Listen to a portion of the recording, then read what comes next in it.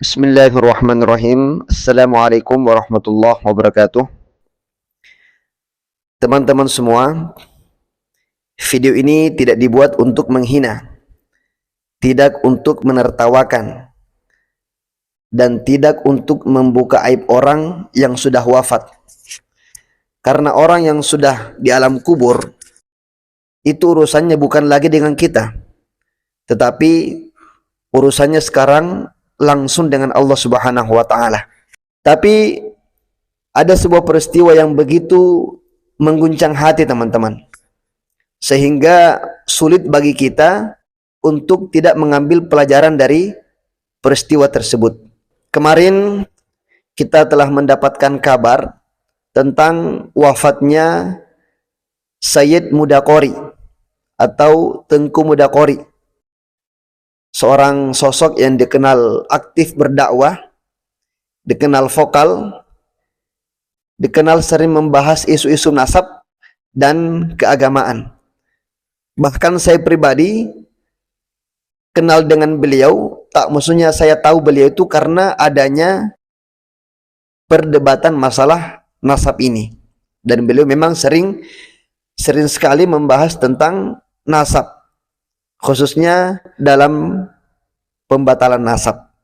Beliau punya pengikut, beliau punya jamaah, beliau punya pengaruh, dan seperti manusia lain, beliau juga punya pendapat, punya sikap, dan punya perdebatan. Saya mendengar cerita teman-teman, dan ini beredar luas di internet, dan cerita ini juga saya dapat di akun resminya Gus Wafi, ya, di akun resminya Gus Wafi yang dikenal juga sebagai Singa Aswaja. Malam sebelum beliau wafat, almarhum itu masih melakukan live di TikTok teman-teman, masih terlibat perdebatan keras, bahkan sampai melontarkan ucapan yang dinilai merendahkan sebagian habaib dan ulama, termasuk nama besar seperti Al-Habib Abdullah bin Alwi Al-Haddad rahimahullah, seorang ulama sufi besar yang kitab-kitabnya dibaca di seluruh dunia Islam. Keesokan harinya ternyata qadarullah beliau wafat. Inilah yang membuat banyak orang kaget, tersentak, dikarenakan malamnya beliau masih sibuk berdebat, sibuk live. Lalu muncul kesaksian dari orang-orang yang ikut proses pemakamannya, teman-teman. Disebutkan katanya mereka, saksi-saksi yang ada di situ, tanah sekitar makam dalam kondisi kering. Namun di dalam liang lahat justru muncul air cukup banyak, banjir. Kemudian tubuh almarhum sulit diposisikan, wajah tidak mudah diarahkan, bahkan air sempat mengenai sebagian wajah. Ya, ini menurut kesaksian orang-orang yang hadir di pemakaman beliau almarhum, dan ini juga saya dapat informasinya dari akun resminya Gus Wafi. Nah, teman-teman, sekali lagi saya tegaskan, kita tidak berada di alam kubur beliau. Kita tidak tahu hakikat yang sebenarnya. Dan kita tidak boleh memastikan ini sebagai azab.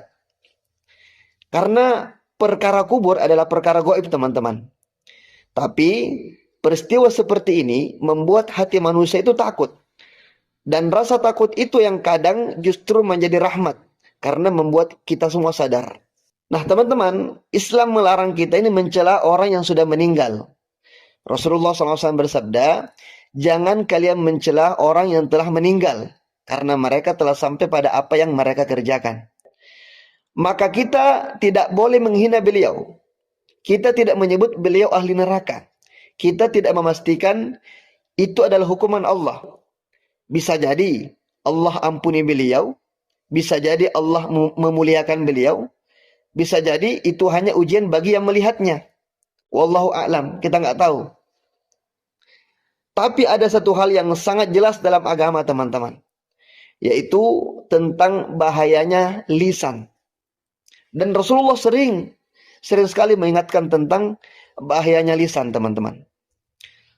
Dalam satu hadis Rasulullah SAW bersabda, seseorang hamba mengucapkan satu kalimat yang ia anggap remeh, ia anggap biasa saja, tapi karenanya ia terjerumus ke dalam neraka sejauh timur dan barat.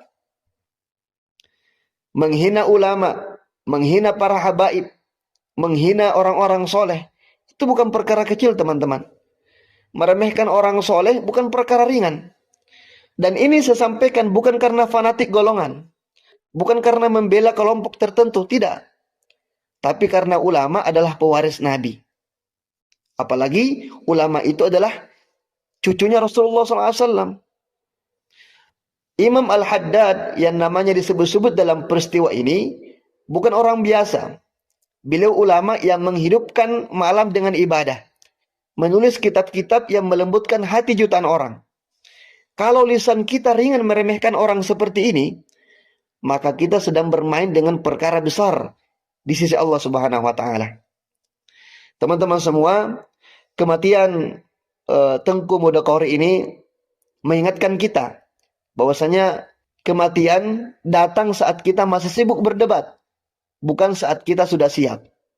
Hari ini kita merasa paling benar, besok kita di liang lahat tak bisa lagi menjelaskan apa-apa. Hari ini kita berani keras, live, ya, berdebat, live streaming. Besok lidah kita kaku menjawab pertanyaan-pertanyaan malaikat. Maka mari kita tutup dengan adab. Kita doakan almarhum, Allahumma gfir lahu warhamhu wa'afihi wa'afu anhu. Kita tidak menghina, kita tidak memvonis. Kita serahkan beliau kepada Allah Subhanahu wa taala. Tapi untuk diri kita sendiri, khususnya diri saya pribadi ini, kita tetap harus menjaga lisan. Jangan mudah merendahkan ulama. Jangan mudah merendahkan para habaib. Jangan sombong dengan ilmu. Dan jangan jadikan agama sebagai ajang permusuhan. Karena kubur itu nyata, teman-teman. Liang lahat itu sempit. Dan yang masuk ke sana bukan hanya orang awam saja. Ustadz pun masuk. Dai pun masuk. Kita pun akan masuk semua. Maka semoga kita semua bisa wafat dalam keadaan husnul khotimah. Dan semoga Allah Subhanahu wa taala mengampuni kesalahan-kesalahan almarhum Tengku Mudokori, memaafkan kesalahan-kesalahan beliau, memaafkan kekeliruan-kekeliruan beliau, dan semoga Allah Subhanahu wa taala kumpulkan beliau bersama dengan orang-orang soleh.